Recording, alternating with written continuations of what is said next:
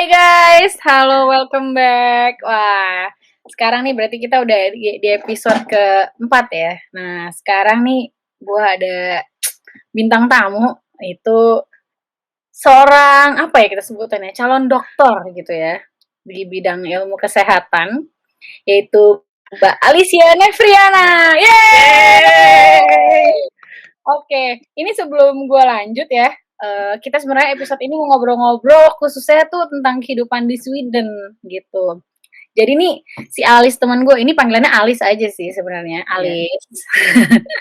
Jadi si Alis ini sekarang sedang menempuh doktoral ya, S3-nya di Karolinska Institute di Swedia. Oh. Itu kayak kampus yang top banget gitu. Kalau dulu ya saking topnya gue nggak tahu itu Karolinska Institute itu apaan gitu. Sampai baru denger dari Alis gitu. Nah, Gue juga. ini sebelum kita mau ngobrol-ngobrol nih, ini gue mau kenalin dulu. Jadi gue tuh kenal sama Alis dari mana ya?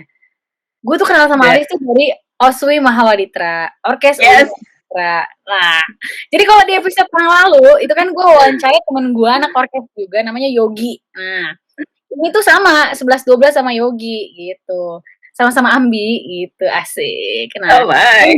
permain aja. Kalau yang ini nih, dulu konser Mistress. Sebutannya gitu ya, Alis ya? Nggak tahu Di ya kalau konser master. Mahawaditra. Jadi kita sama-sama main biola di Mahawaditra. Terus kita juga sempet satu organisasi, cie. Jadi gue ketuanya, ini wakilnya. Wah, the best banget deh tuh. Itu sebenarnya kalau dipikir-pikir ya, zaman dulu itu tuh salah satu apa ya, masa muda yang terindah gitu loh pas di orkes. Setuju. Gue ulang lagi zaman-zaman dulu gue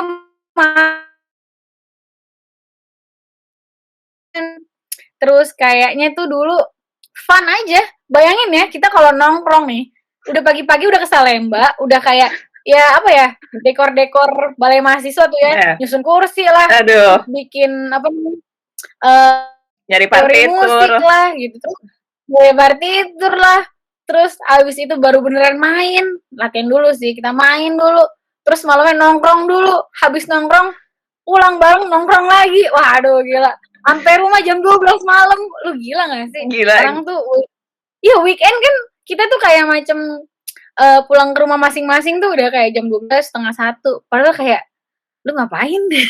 Iya benar. Kok kuat ya gitu ya. Kalau gitu langsung aja deh ke Alis. Yeay Alis. Halo. Itu kan apa namanya, kehidupan lu di Sweden tuh yang menarik gimana sih? Coba feel free. Gimana ya? Dulu aku ke Swedia itu awalnya sebenarnya sebenarnya aku dari kecil tahu sih sebenarnya pengen S3 karena orang tua kan S3 dua-duanya. Jadi kayak ambi gitu, kayak ya aku harus mengalahkan kedua orang tuaku. Terus kayak tadinya pengennya kalau sekolah tuh pengennya ke US atau ke Jerman. Cuman ternyata pas di akhir tahun studi S1 ada dosenku namanya Pak Pandu. Beliau tuh nunjukin videonya ini Hans Rosling.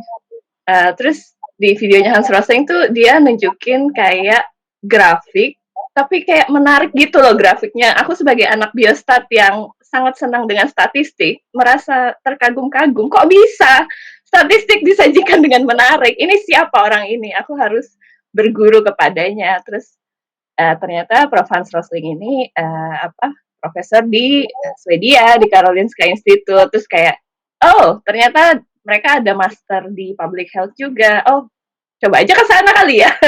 Jadi kayak 2013 itu daftar ke sana, terus keterima, tapi nggak ada beasiswa. Terus kan jadi kayak ya baiklah. Tidak jadi pergi ya karena mahal ya coy.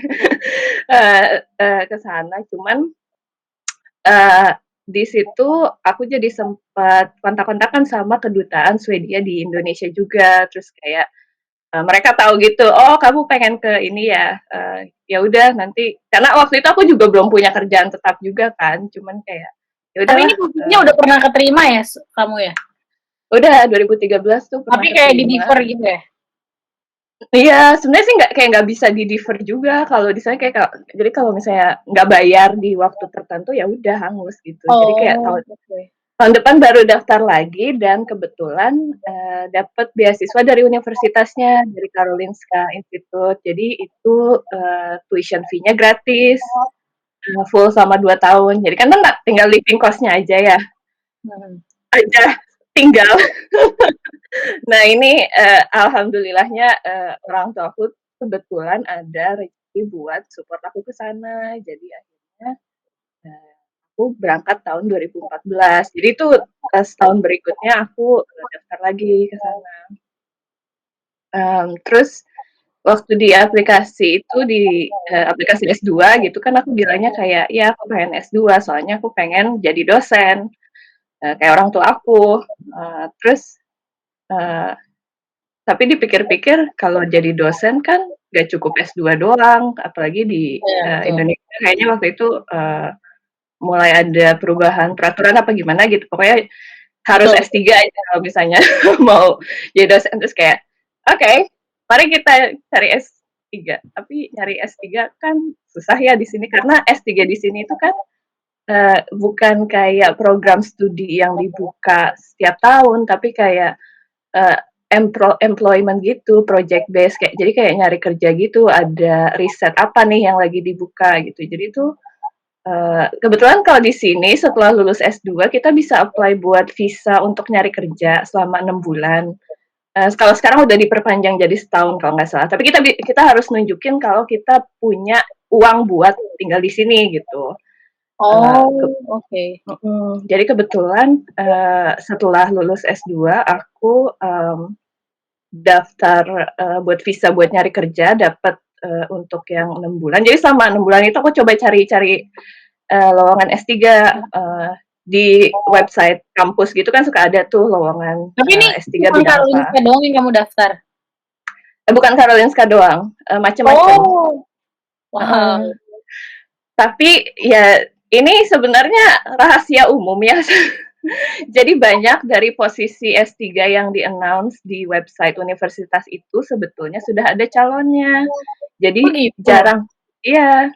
Jadi jarang banget posisi S3 yang benar-benar pure masih nyari orang gitu. Maksudnya masih kosong gitu, benar-benar nggak ada.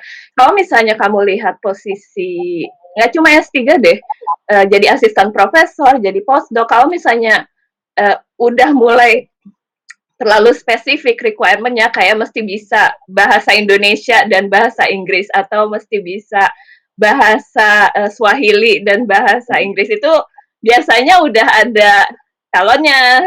Jadi, gitu, aku baru tahu loh. Kirain kayak dia ngebuka gitu loh, as long punya beasiswa sendiri bahkan.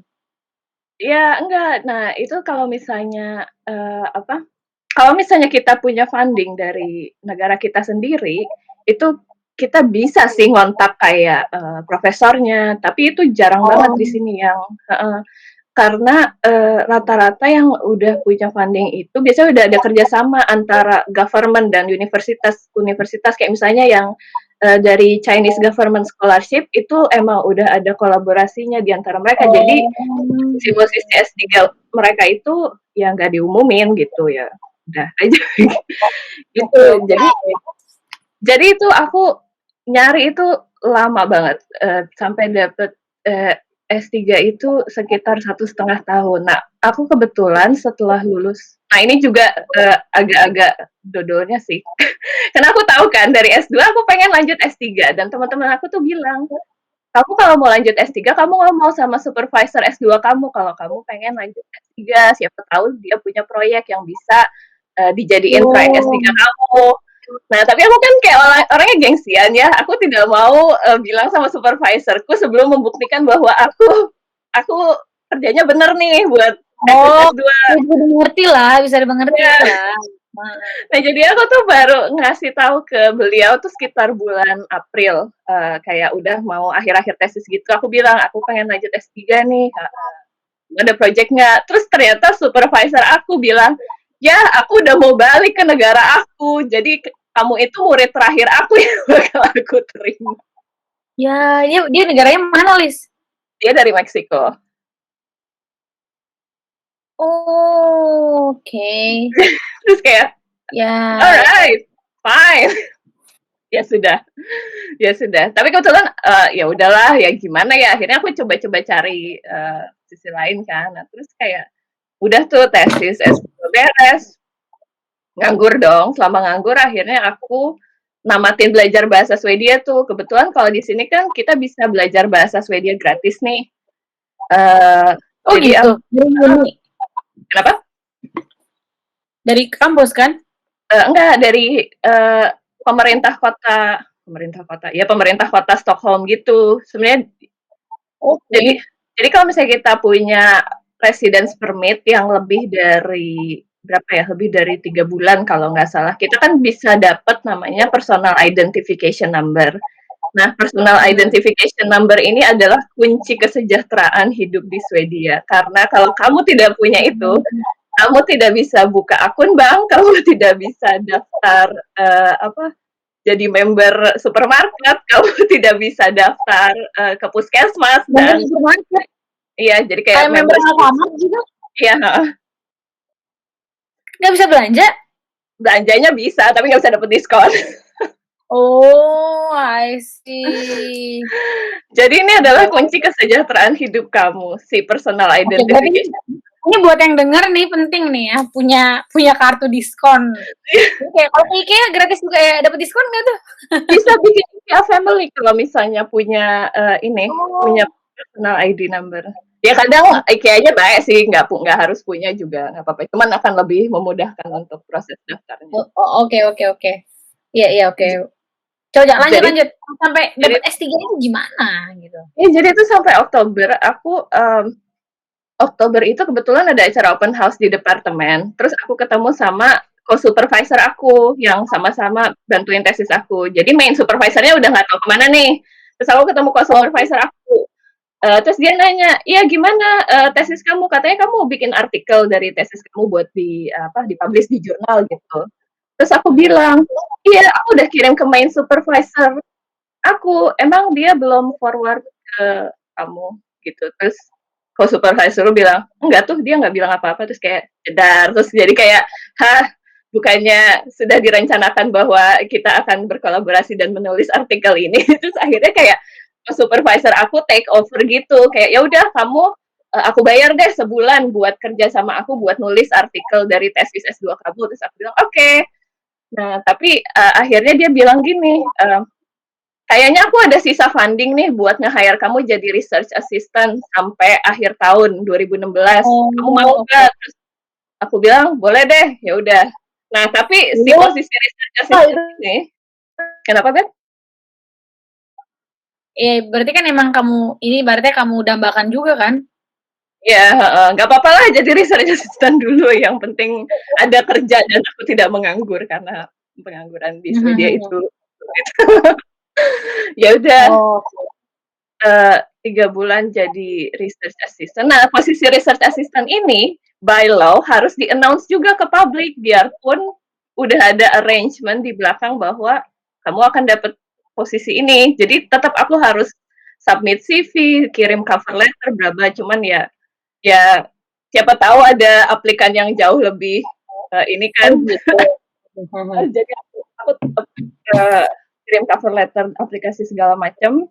Cuman akhirnya posisi itu buat aku. Nah ini research assistant ini setelah funding dari co-supervisorku habis, dia akhirnya connect aku ke profesor lainnya gitu yang bisa nge-hire aku. Jadi sama setahun itu uh, aku kerja sebagai research assistant dan sebenarnya kan idealnya aku pengen tetap kerja sama mereka ya, si co-supervisor tuh sama profesor yang satunya lagi karena bidangnya bidang aku banget waktu itu tentang cedera. Tapi mereka tidak punya uang untuk membiayai Oh, I S3. see. Jadi mereka bilang, ya kamu sambil cari-cari S3 juga nggak apa-apa deh. Ya udah terus kayak oke, okay, baiklah. Jadi aku tuh selama setahun tuh like kayak ada 10 posisi S3, aku bahkan Tapi itu sampai sambil kamu kerja berarti ya? Sambil kamu kenapa? kerja, kamu Ya, apply? ya, Oh, jadi lama ya? lama banget. Aku bahkan saking putus asanya sempet datang ke Swedish Employment Agency, itu yang tempat orang-orang datang buat nyari kerja, tempat Oke. orang-orang di training buat nyari kerja. Terus kayak apa? employee di sana bilang, kayaknya kamu kualifikasinya udah oke deh, emang cuman nggak ada aja posisi S3 yang lagi buka. Kamu keep trying aja. Terus kayak, oke, baiklah. Itu Lis Karena kayak harus S3 di kenapa, Ber? Sweden. Kenapa? S3-nya harus banget di Sweden kamu waktu itu. Waktu itu aku mikirnya karena S3 di Swedia itu kamu akan dibayar kan, jadi kamu akan mendapat gaji. Dan karena aku sudah menghabiskan uang orang tuaku untuk hidup di sini, pengennya tuh kayaknya membalas budi gitu, membayar kembali gitu, jangan menjadi beban dengan tambah-tambah duit. Terus sebenarnya aku apply ke negara lain juga sih. Aku sempat daftar ke Australia. Australia? Ya, dan itu sebenarnya dapat, cuman itu dapat di saat bersamaan aku dapat posisi S3 di sini. Jadi keren. Gila, ini akhirnya sulit banget ya buat, kirain tuh maksudnya apply terus kayak ya nunggu nggak terlalu banyak drama, ini kayaknya stres banget sih setahun sih. dan itu tuh aku dapat tawaran wawancara S3 pertama tuh sekitar 9 bulan setelah aku lulus. Hampir 9 bulan setelah aku lulus S2 gitu. Tawaran wawancara pertama. Jadi sebelum-sebelumnya tuh ya udah nggak nyampe tahap wawancara, Bang. Ini bahkan tuh maksudnya gini, Lis. Nih gue nanya sih. Ya. Berarti kan banget orang yang daftar PhD dari Indonesia katakanlah dong. Itu kurang lebih kamu aja yang udah di sana, udah punya kualifikasi segitu, nggak dipanggil gitu ya? Enggak. No. Oke. Iya. Susah banget. Susah dan waktu itu aku sempat tanya di posisi S3 aku yang sekarang waktu aku dipanggil wawancara. Aku lupa aku nanya pas dipanggil wawancara apa enggak, tapi pokoknya aku dapat info dari supervisorku bahwa jadi posisi S3 yang aku dapat ini kebetulan tidak ada orangnya, tidak ada calonnya. Jadi sangat langka sekali. Dan kata supervisorku waktu itu yang daftar ada 80 orang, yang dipanggil wawancara cuman 8 orang. Oke. 8 atau 10 deh, pokoknya ya cuman 1/10-nya yang dipanggil gitu. Jadi kayak wow, alright. Dan itu aku saingan sama teman sekelas aku sendiri gitu. Dan saingan sama orang satu research assistant yang sebenarnya udah kerja di research group tersebut gitu, cuman ternyata dia nggak di. Dikit banget sih. Lis, ini gue nanya beneran deh. Maksudnya gini, andai kan gue udah punya funding gitu, emang posisi itu tuh nggak ada gitu?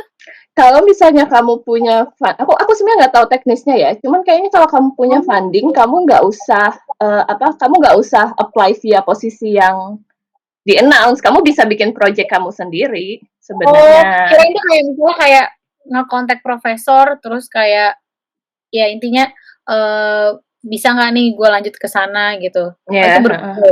Jadi jalurnya beda nih, antara yang bener-bener ngejar dari bukan kerja sama yang dari negara gitu. Ya, yang employment sama yang scholarship. Jadi kalau yang kayak dari pemerintah Tiongkok itu kan scholarship hitungannya. Jadi di sini tuh ribetnya adalah karena sebagai employer kamu kan harus bayar social insurance buat employee kamu gitu.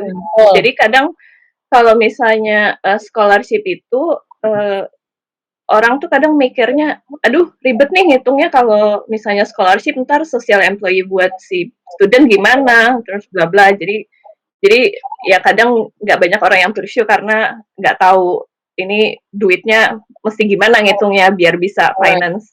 Terus pada saat kamu diterima itu pengumumannya gimana, Lis? Coba bisa diceritain singkat aja lah gitu. Itu cuma di email doang sama supervisorku. Ya kita mau rekrut kamu jadi PhD student, kamu mau nerima apa enggak? Terus kayak, oke. Udah gitu doang beneran. Terus habis itu berarti kayak kamu harus ngurus KBRI lagi dong, kayak macam apa visa, apa employment gitu-gitu lagi berarti ya? Nah, enggak kebetulan. Jadi waktu itu kan aku masih punya visa sebagai waktu aku kerja sebagai research assistant, aku punya permit sebagai guest researcher. Jadi kebetulan aku diterima. Jadi itu aku punya permit waktu itu dari bulan Juli sampai Desember. Aku diterima sebagai mahasiswa S3 itu bulan Oktober. Jadi aku masih ada sisa berapa bulan gitu. Nah, cuman waktu itu ada regulasi baru nih dari pemerintah Swedia. Jadi kalau misalnya kamu mau ganti tipe permit kamu dari guest researcher ke PhD student, kamu nggak boleh ada di Swedia waktu mereka bikin decision-nya. Jadi intinya aku harus pergi ke suatu negara untuk menunggu decision dari si immigration agency-nya. Kan kayak, what the hell, gue mesti kemana? Akhirnya kamu kemana? Akhirnya jadi tuh mereka gini.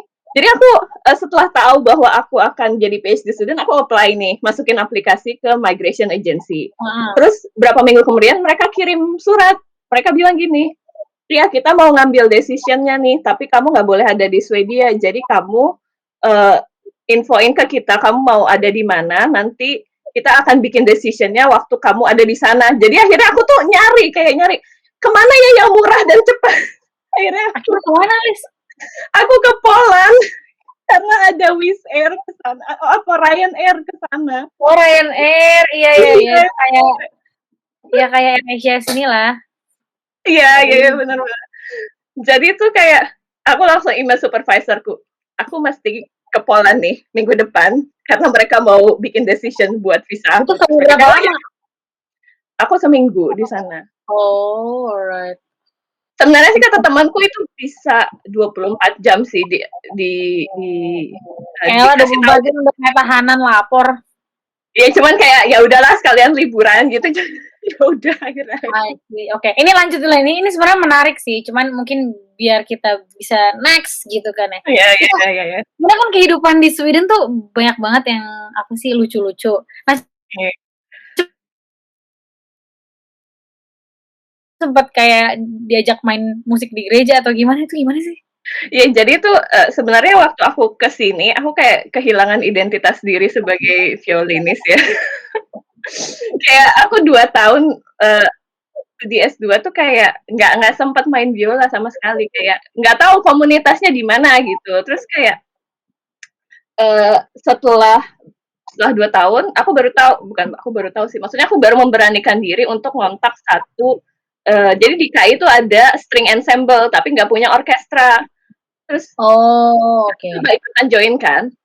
Terus mereka tuh levelnya advance gitu, Bet. Terus kayak di Birni juga gitu sama, cuy. Sumpah. Ini mah ngeri banget, cuy. Oke, terus lanjut. Ngeri banget. Terus kayak tapi di sana mereka kekurangan pemain viola. Terus aku mikir, bagaimana kalau aku pindah jalur saja sebagai pemain viola? Jadi ulang dari awal gitu, Lis? Betul sekali.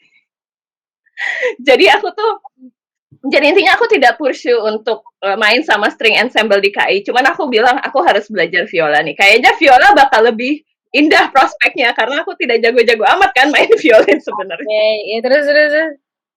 Ini aku menambah stereotip pemain viola sih, maafkan aku, cuman ya udah. Oke, Shiva, terus. Tapi aku sekarang sama Shiva kok pemain viola. Jadi tuh aku nyari tempat-tempat les gitu kan, dan di sini tuh susah banget nyari les musik buat orang dewasa. Banyak kan tuh maunya nerima anak-anak. Bahkan pemerintah kotanya tuh punya program khusus les musik buat anak-anak sampai umur 20 atau 18 tahun gitu. Dan itu murah banget. Tapi orang dewasa nggak bisa. Dan salah satunya yang menerima orang dewasa itu sekolah musik di gereja. Terus kayak yang bener aja nih gue sekolah musik di gereja. Sebenarnya nggak apa-apa sih kan. Kayak di sini kan orangnya naibet sih. Ini jadi ke gereja-gerejaan deh gitu. Kayak jadi tuh aku ngontak mereka kan, gimana kalau misalnya mau belajar, ternyata ada waiting list-nya. Jadi aku tuh baru bisa kayak semester berikutnya. Wah, gila. Iya, terus kayak oke, ya udah nggak apa-apa. Terus ini tahun berapa, Lis? Mulainya, Lis? 2018 sampai 19 gitu. Aku mulai S3. Terus si guru, jadi awalnya tadinya aku mau belajar violin aja. Meskipun aku punya viola kan, tapi ternyata guruku di gereja itu bisa main violin dan viola, bahkan aslinya dia tuh main viola. Terus aku bilang ya udah, yuk belajar viola aja. Ya udah, jadi aku belajar viola. Kayak kamu les sama Pak Irsalnya di sana gitu ya? Iya. Oh, oke oke oke oke. Dan di gereja ini ternyata cukup banyak murid dewasanya. Jadi kita sebenarnya bisa bikin string ensemble sendiri gitu. Dan mereka suka ada konser kalau misalnya akhir semester. Jadi kayak ya udah main aja. Dan itu Itu kayak konsernya Farabinya di sana gitu ya? berapa? Kayak Farabinya di sana. Ya kayak Farabi kali ya. Gila, Iya iya udah iya. berjilbaban gitu kan, main-main sama orang gereja gitu. Lu dikatain apa? Iya itu kan. Jadi itu sebenarnya sekolah musiknya itu di bawah tanahnya, di bawah bangunan gerejanya gitu kan. Kayak Oh. cuman kalau misalnya konser kan harus di hall gerejanya kan karena Oh, iya lah. gitu kayak ya udahlah ya udahlah kayak gimana. Tapi kan nggak yang dikomenin apa kan sama orang sana. Orang sana tuh sebenarnya gimana Enggak sih? lah, Mereka tuh kayak ada santai. yang bukan rasis gitu, apa sih namanya, kayak takut kayak Islamfobik atau apa kan kayak pakai jilbab gitu kayak iya atau enggak sih? Enggak sih sebenarnya, nggak tahu ya kalau misalnya di kampus sih enggak ya, cuman apa ya, sejak tahu bahasa Swedia kan jadi bisa baca berita kan ya, jadi Ah, kayak tahu lah ya ternyata dunia tidak seindah uh, tidak seindah bayang. Jadi emang rasis ada, cuman untungnya aku pribadi belum pernah ngalamin yang gimana-gimana. Cuman emang kayak sentimen terhadap migran tuh ada, apalagi waktu ada migrant crisis tahun 2015 kan yang oh, iya iya iya iya, bisa dimengerti kan. sih. Terus ada partai di sini yang emang kayak anti migran gitulah, kayak ya ada lah orang-orang kayak gitu. Dan sedihnya Itu adalah partai ini tuh kayak partai terbesar ketiga di sini gitu. Jadi kayak ya gitulah. Jadi ya, ya sedih. Dan mereka chill sih dan mereka nggak mau tahu urusan pribadi lah. oh, Ya, oke oke. Tapi kan memang gue ngebayangin kayak kalau Sweden tuh kayak Olaf-Olaf gitu. Enggak. Oh, tapi ada nggak sih? Apa sih? Coba deh. Apa gitu ada kayak hal menarik nggak sih? Kayak ditinggal di Sweden tuh kayak apa gitu loh. Gue tuh nggak pernah kebayang tuh gimana sih. eh, banyak sih hal menariknya. Salah satu yang paling nggak tahu sih ini receh banget ya. Cuman Ya aku udah tuh nggak seneng apa-apa. banget. Cuman tuh aku seneng banget sama public transportation di sini. Itu tuh kayak Oh, bersih, tepat waktu, terus kayak bener-bener bener-bener reliable banget gitu. Jadi kayak enak deh kalau pokoknya kalau mau jalan-jalan. Bahkan aku tuh di sini tuh sekali-kalinya bisa nonton konser gede kayak konsernya Adele atau Sam Smith atau apa, karena deket sama public transport. Jadi bisa tinggal naik kereta aja udah malam-malam juga oh, nggak apa-apa karena aman banget gitu. Jadi kayak ya itu satu satu aku seneng banget sih sama public transportnya di Stockholm terutama. Dan itu kayak public transportnya tuh mencakup kayak bis, terus kereta bawah tanah, terus kereta komuter sama kapal. Jadi kayak Stockholm kan pulau-pulau gitu sebenarnya. oh, Jadi I see. Kayak Pulau ada Seribu gitu. berapa? Iya kali ya, bisa jadi. Cuman ada Oke. pulau yang bisa dikonek via jembatan, ada yang Oh, via oke. kapal Mhm. gitu. Jadi kayak kayak sebenarnya di sini selain public transport juga karena di sini banyak dekat dengan alam gitu loh. Jadi kayak di sini tuh ada taman nasional, itu kayak di tengah kota. Jadi kayak Ini random sih. Tapi pernah nggak ya, sih kayak naik gunung di sana atau kayak camping atau apa selama di Sweden? camping sih aku belum pernah, cuman teman-teman Indonesia lain ada yang udah pernah karena Oh, emang di sini banyak spot camping terus di pinggir danau lah, naik ke I hutan see. dan ke hutan. Ya Tapi itu. kedua, Ali sendiri tuh seneng ikutan PPI atau enggak sih? Oh, aku sebetulnya tidak aktif sama sekali di PP. Kenapa? Nggak, soalnya kayaknya tipikal PhD student tuh malas ikut PPI. Kenapa sih emangnya gitu sih? Dulu juga Banyak waktu jadi guru kerjaan. gitu. Oh gitu ya kerjaan. Kayaknya PhD student Banyak tuh kayak enggak deh, aduh enggak deh gitu loh. Paling ketemu cuma kayak lebaran makan bersama gitu loh. yes, Gitu yes. doang. Emang emang beda dunianya aja, Bet. Nggak tahu ya. Aku nggak ikut PPI, cuman aku ikut PhD Student Doctoral Student Association di kampus. Jadi kayak BEM-nya gitu. Ya emang gila sih agak-agak. Tapi ini campur campur semua negara. Campur semua negara. Se-Karolinska Oh, gitu. Institute pokoknya. Hmm. Itu itu seru juga sih ngeliatin orang-orang ternyata BEM dimanapun kalau berantem ya udah berantem aja. Oke. Oke oke Nggak sih, oke itu baik, oke. itu baik. Terus apa Coba lagi? nih, Hmm. Apalagi sebenarnya gue justru pengen gali nih kalau apa namanya kita ke sana ya atau Eh, gimana sih kayak yang hal-hal yang paling nggak dibayar gimana ya? Sorry, pertanyaan gue salah. Kayak gini, apa hal yang paling nggak pernah terbayangkan itu terjadi di Sweden gitu? um, Apa gitu specialty nih kota sama kayak gue nggak kebayang nih ternyata nih kota begini nih gitu atau gimana nih? apa ya, sebenarnya sih, ya mungkin itu tadi ya, karena di sini deket banget sama taman dan alam, itu nggak kebayang kalau jalan dari kampus itu tahu-tahu udah kayak, oh udah kayak bukan di tengah kota, ini di mana? Kayak banyak ruang terbuka hijau tuh Iya, banyak gue banget. motong ini ya dari apa? Dari Kutek sampai ke FKM gitu di UI. Oh ya, ini for your information ya. Ini kita lagi ngomongin UI Depok gitu kan. Dulu tuh ke jalan soalnya membelah dari mana tuh belakang Iya, tuh Kutek sampai ke stasiun depan kan lewat hutan-hutan tuh. iya, iya, Malam-malam, aduh iya, serem iya, iya, banget. bener-bener. Oh Masuk tapi, kurang oh lebih ya, ambience gitu ya. kenapa? Berarti ambience mirip-mirip gitu ya kayak hutan-hutan apa. Iya, tapi kuburan di sini tuh nggak serem, Bet. Itu malah Oh, cantik dan kuburan itu malah jadi UNESCO World Heritage. Kayak kebayang nggak sih? Kayak saking bagusnya kuburan itu, kayak, hah, what? Itu enggak. Terus kayak satu hal lagi yang nggak kebayang adalah ini sebenarnya si personal number itu. Jadi personal number itu kan kayak 6 digit pertama itu tanggal lahir kita, 4 digit berikutnya baru mm-mm. kayak main numbernya gitu. Jadi si personal ID number itu. Waktu itu aku pernah sakit, terus masih ke puskesmas. Daftarnya kan online. Mm-mm. Terus setelah datang ke puskesmas, dokternya bilang, oke saya resepin ini ya. Oke, kirain bakal dikasih kertas resep, terus kayak udah aja kita disuruh keluar, terus kayak resepnya mana, terus kayak dia bilang ya udah ke apotek aja. Ke apotek tapi resepnya mana, ini aku cari tahu resepnya di mana gitu. Ternyata kalau kita itu dikasih resep sama dokter, itu kita tinggal nunjukin ID card kita doang ke apotek, udah ada di database mereka. Oh my god. Jadi kayak, hah, gue 15 menit panik nyari resepnya di mana, ternyata mereka udah tahu dokternya ngeresepin apa. Kayak what?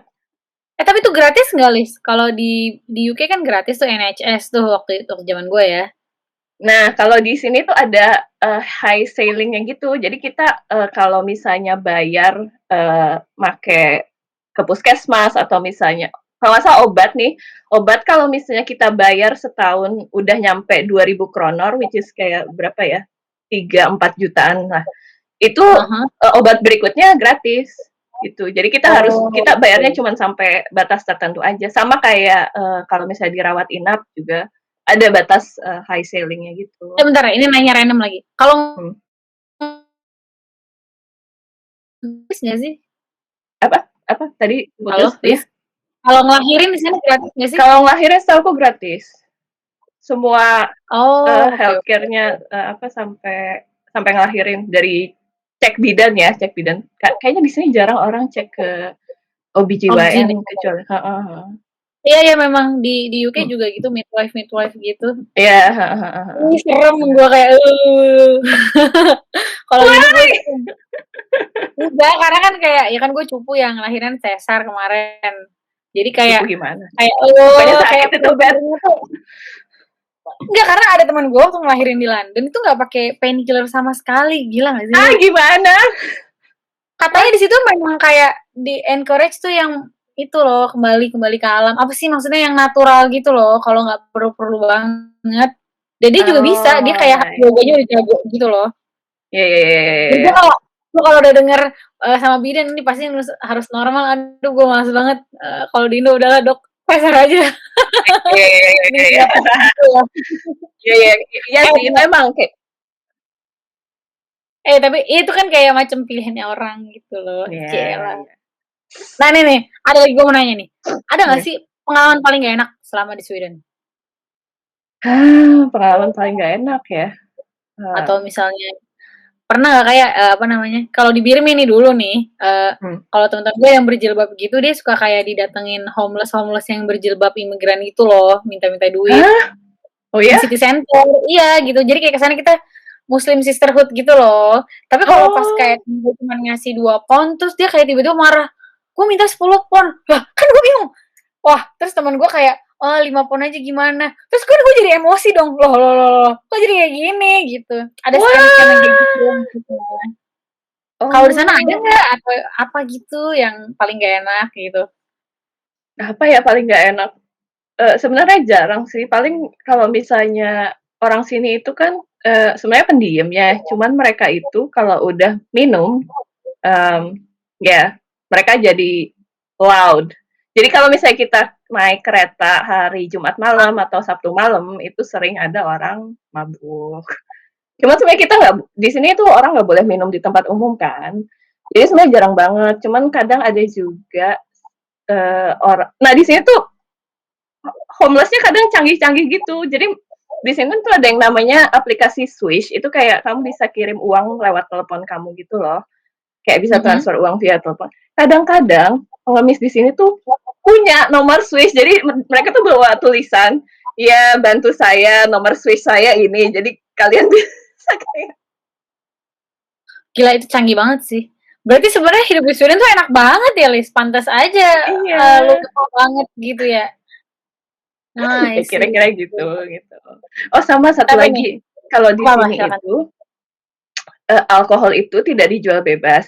Jadi di sini ada satu BUMN namanya Sistem Bola Gate. Itu alkohol tuh cuma boleh dijual di toko itu. Dan ini jam bukanya terbatas banget. Jadi kayak Minggu itu tutup, Sabtu itu cuma buka sampai jam 3. Jadi kadang kalau misalnya udah Jumat malam atau weekend, itu kadang orang-orang ngantri itu, udah kayak ya udah orang-orang pada ke sana beli wine atau beli bir dan alkohol di sini tuh mahal banget. Mahal Oh, banget apa heeh.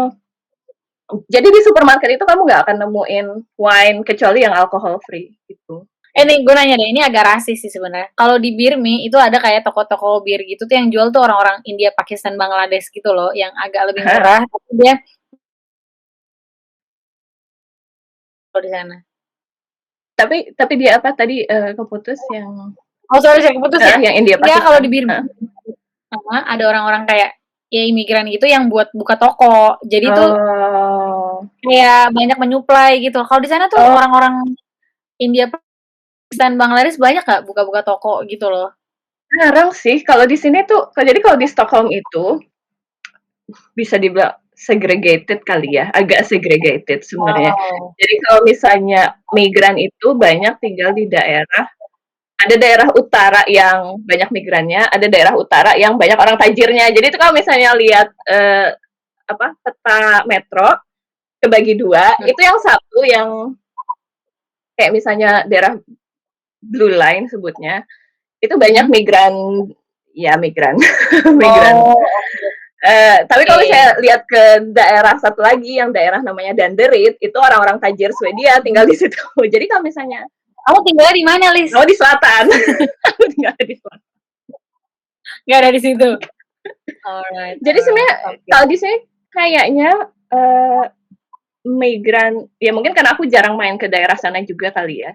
Uh, aku nggak pernah ngelihat mereka. Ya mereka paling buka toko kayak supermarket atau ya kayak kios-kios gitu. Tapi kalau alkohol nggak sih. Nah orang Swedia ini karena emang tahu supply alkoholnya terbatas. Dulu waktu misalnya belum zamannya pandemi, mereka kadang suka traveling ke Finland atau ke Denmark buat beli alkohol. Boleh tapi dibawa. Ada Oh, limitnya gitu, ada baik. limitnya. Tapi Oke. di sana jauh lebih murah dibanding di Swedia gitu. Jadi Oke. ya, Oke, Lis. Ini sebenarnya kita udah gak nyangka banget. Ini udah waktu udah sangat berjalan lama. Mungkin kita sebelum mau closing nih ya. Nih, gue mau minta closing dari Alis tentang kehidupan di sana. Atau apapun deh gitu. Gue kasih waktu sekitar 2-3 menit ya, Lis. oh my, oke. Okay. Ya boleh. Jadi kalau di sini ya nggak tahu ya, mungkin Oh, satu lagi. Apa tips deh, tips buat orang tips. Indo khususnya. Iya, Aha, tips. Pokoknya apapun lah yang menurut Alis bisa bermanfaat. Oke? ya. Jadi kalau di sini sebenarnya kehidupannya enak banget. Cuman bukan tanpa tantangan ya, apalagi sebagai migran minoritas kita tuh kadang harus membuktikan bahwa kita worth it. Itu like it or not deh.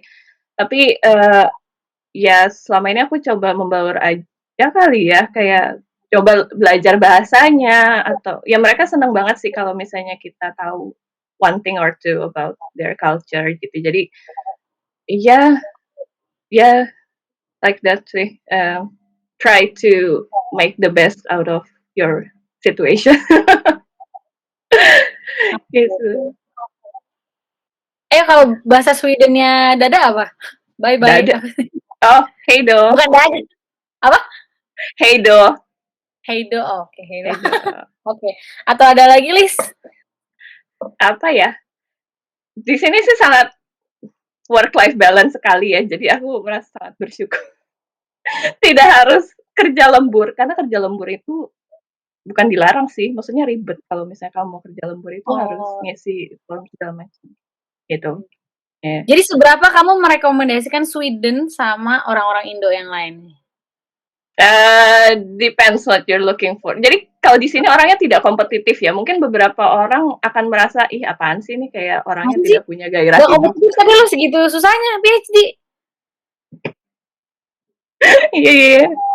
Oke. Maksudnya di sini tuh kayak grading, waktu aku S2 tuh grading cuma pass sama fail doang, kagak ada ABCDE-nya. Jadi untuk orang-orang seperti aku yang dulu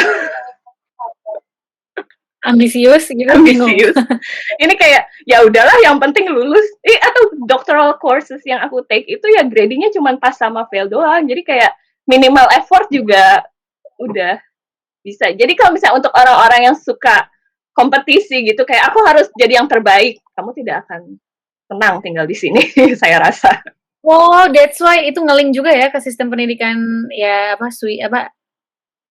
Finland, Sweden gitu-gitu yang mereka kayak lebih santai gitu-gitu. Oh, I see. Menarik banget. Gitu. Aduh, kapan-kapan gue kesana deh. Ntar gue ajak anak gue kalian. Iya, sini. Oke, boleh.